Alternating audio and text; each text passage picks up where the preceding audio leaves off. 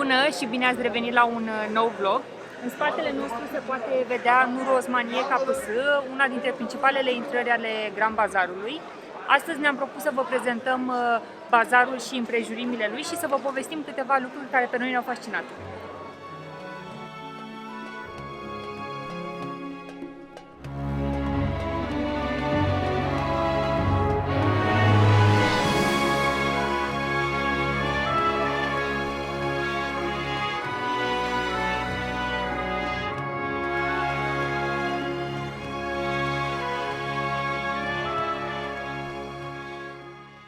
Suntem la intrarea în Sahaflar Çarşısı, dinspre Universitatea Istanbulului. Este o piață de cărți care la un moment dat a făcut parte din Grand Bazar, dar în urma reconstruirii după un incendiu a fost menținută ca o piață separată. Bu çarşı, İstanbul Üniversitesi'nden öğrenciler kitaplar almak Az bir şey geliyor. veya turist. Daha çok Türk geliyor. Türk. Yani öğrencilerin geldiği bir çarşı daha çok.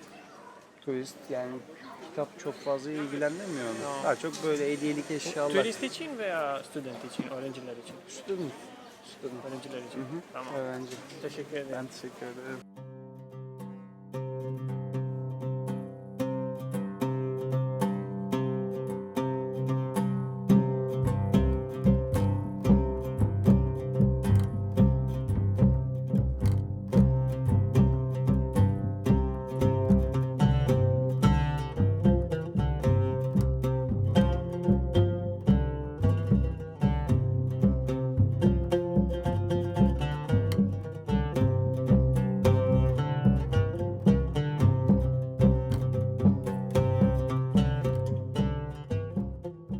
În drumul nostru spre Grand Bazar ne-am oprit în piața Bayazid, care și-a numele după moscheea Bayazid al II-lea. Piața asta a fost construită pe locul vechiului Forum Theodosius, care a fost construit de împăratul Constantin cel Mare.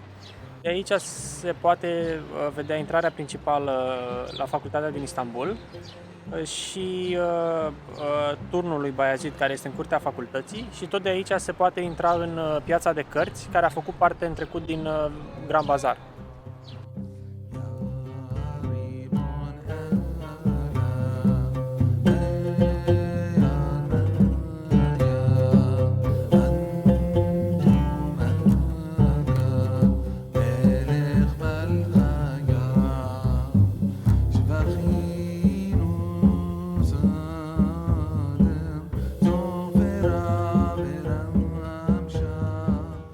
Construcția Grand Bazarului a început la scurt timp de la cucerirea Constantinopolului de către otomani și a făcut parte dintr-un proiect amplu care avea ca scop dezvoltarea economică a Istanbulului. Cu o formă diferită față de cea actuală, bazarul se mândrea cu peste 3000 de magazine dispuse de-a lungul a 67 de străzi. Mai mult decât atât, era o piață descoperită și nu una acoperită cum este în ziua de astăzi.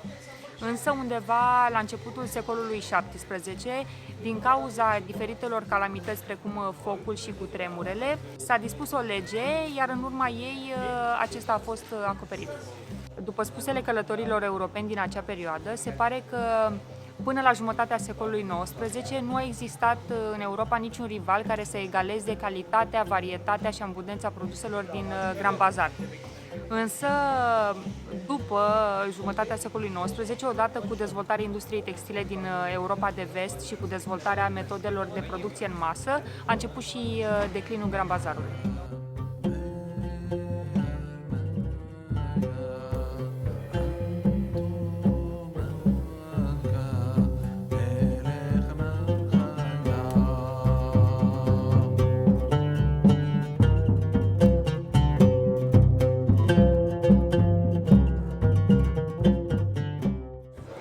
La intrarea în Sandal Bedesten.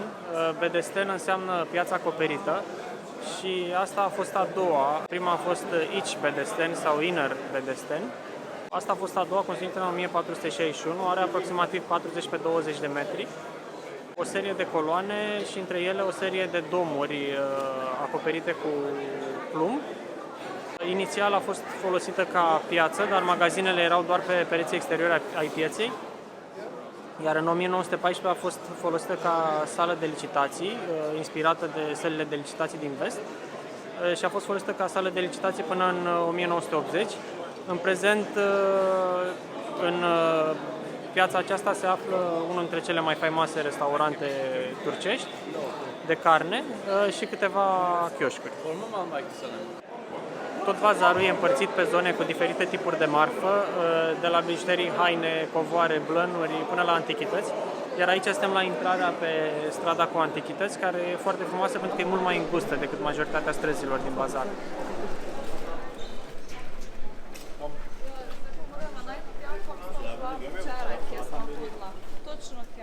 We have many different types of chess pieces. We have the camel bone, which is the most amazing thing we have in here. It's all handmade. Camel bone. Camel bone, yeah. Okay.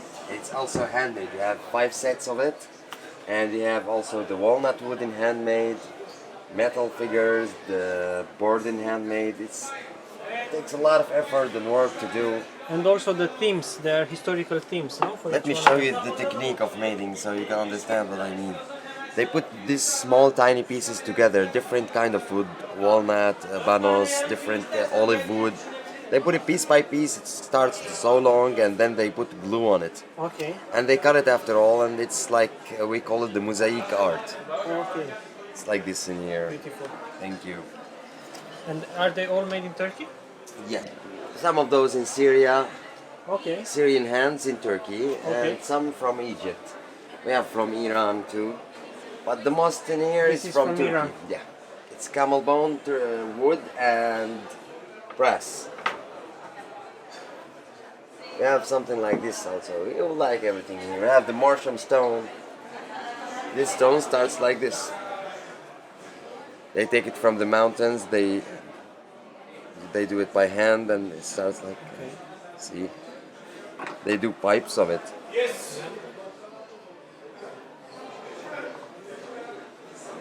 How long have you been here?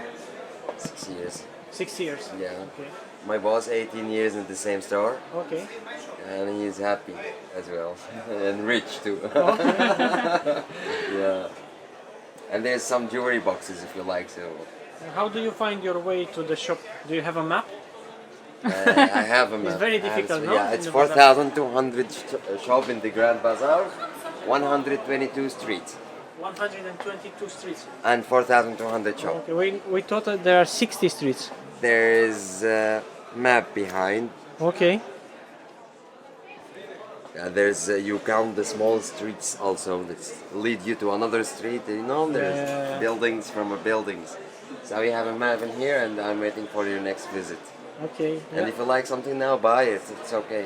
Yeah, we send many people from Romania to buy It's things from so here. pleasure, and I pleasure to meet people from Romania. We have all across the world. Nice to meet you. Nice to meet you too, sir. Thank you. Have a nice day. You too. Ne plimbăm pe străzile din bazar și e imposibil, ori de câte ori am venit aici, e imposibil să învățăm străzile. Am găsit anumite locuri care ne plac și tot timpul vrem să le găsim, să bem un ceai în același loc sau să... Acum vrem să filmăm ceva într-un loc și nu e nicio șansă să te orientezi. Sunt foarte multe Spațiile străzi. comerciale sunt dispuse pe peste 67 de străzi, ca să vă faceți o idee cât de mare este. Ne-am oprit într-un han din Grand Bazar să bem un ceai și o cafea. Hanul ăsta se numește Astargı Hanı și erau folosite, sunt mai multe hanuri de acest fel în bazar, erau folosite de către gilde sau bresle ca sedii centrale. Aici își depozitau materialele, erau un fel de birouri centrale ale fiecărei gilde. Dintre primii negustori din bazar erau foarte mulți călători. Negustori călători care veneau și își făceau un magazin foarte mic, iar dacă un anume tip de negustor sau un negustor care vindea un anume tip de marfă avea succes, lângă el se mai opreau de-a lungul timpului mai mulți și astfel s-au format gildele.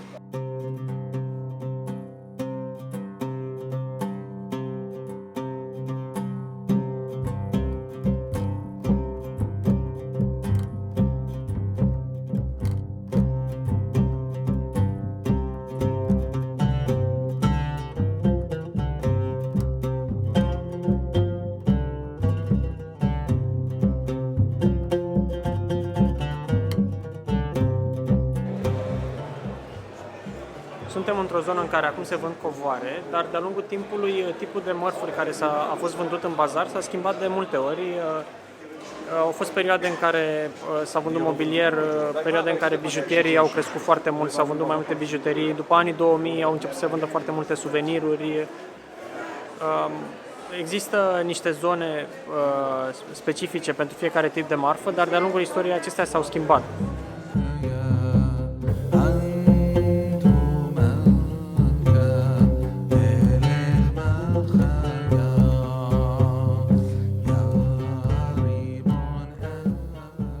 Carpet man. Midur? Carpet man. Carpet man. Yeah. Famous man. Famous. Best carpets in Yeah, Istanbul. good quality carpet. Original Ne carpet. lisiniz? Türkiye, Anatolia. Anatolia'da. Anatolia, Kiran Bazar carpet man. Tamam. Okay, bye. Memnun oldum. Okay, bye. My this way. Bak, picture. Tamam. YouTube. România. Yeah, Romania.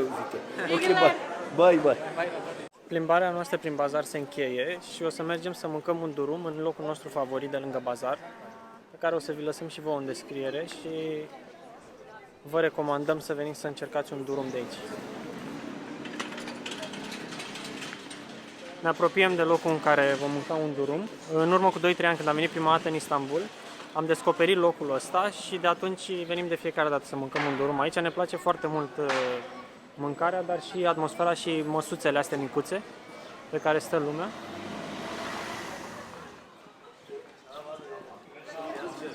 Am venit puțin spre final, se pare că cupui nu mai au, așa că o să luăm 2 Adana. E foarte mișto că în foarte multe locuri pereții moscheilor sunt folosiți ca spații comerciale. Chiar și aici durumgeria asta este construită în peretele moschei și măsuțele astea sunt puse de-a lungul acestui zid. Am comandat 2 Adana durum, au 5 feluri de durum, Adana și Urfa, care sunt ambele din carne tocată, diferă doar nivelul de spicy, adică cantitatea de condimente picante. Et durum, care este o frigăruie din carne de miel, Cier durum, care este o frigăruie din ficăței și tavu, care este din pui.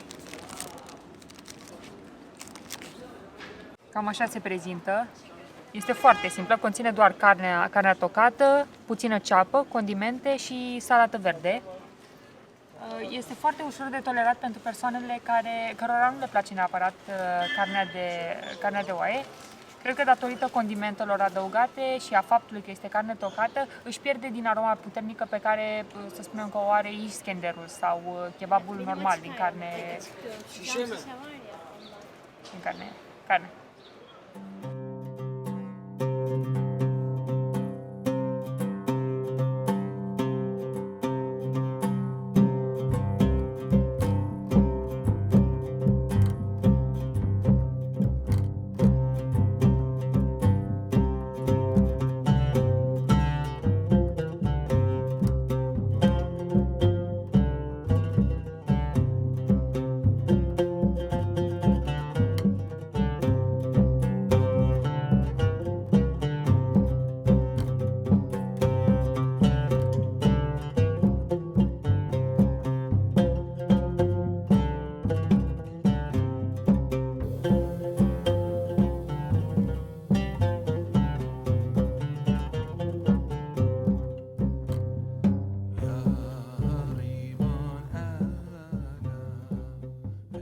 Zile de lângă bazar s-au liniștit, ne-am terminat de mâncat, am plătit 90 de lire pentru 2 durumuri și 2 ayran și acum ne îndreptăm spre casă.